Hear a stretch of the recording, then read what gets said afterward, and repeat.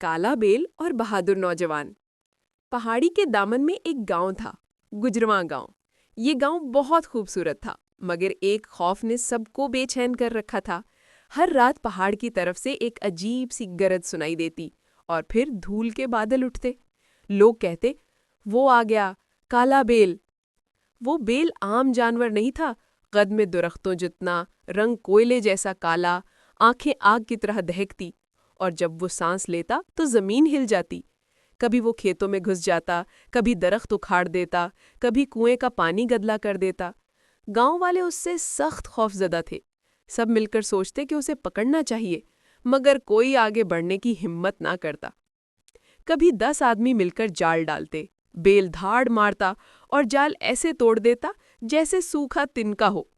کبھی وہ آگ جلاتے کہ شاید بھاگ جائے، مگر وہ بیل آگ کے شعلوں کو بھی رون دیتا۔ آخر سب نے ہار مان لی۔ لیکن گاؤں میں ایک نوجوان تھا، زاہد۔ وہ محنتی، مضبوط دل کا اور سب سے نڈر تھا۔ ایک دن اس نے کہا، میں اس کالے بیل کو قابو کروں گا، مگر زبردستی نہیں، عقل اور حوصلے سے۔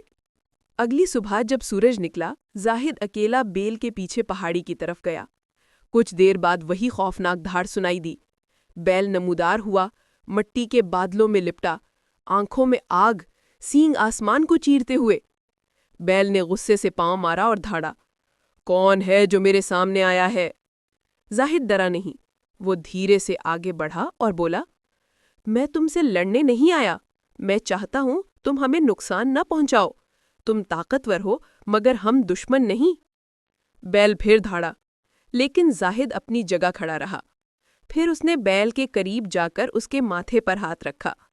بیل لمحہ بھر کو ساکت ہو گیا، پھر دھیرے سے اس کی آنکھوں کی سرخی مدھم پڑ گئی۔ بیل نے گہری سانس لی، جیسے برسوں کا بوجھ اتر گیا ہو۔ اس نے نیچے دیکھا اور نرم آواز میں کہا، تم پہلے انسان ہو جس نے مجھ سے ڈرے بغیر بات کی۔ اب میں تمہیں نقصان نہیں پہنچاؤں گا۔ اگلے دن گاؤں والے حیران رہ گئے۔ ظاہر اپنے کھیت میں ہل چلا رہا تھا اور ہل کے آگے وہی کالا بیل تھا۔ اب وہ بیل کھیتوں کو روننے کے بجائے زمین کو زرخیز کر رہا تھا۔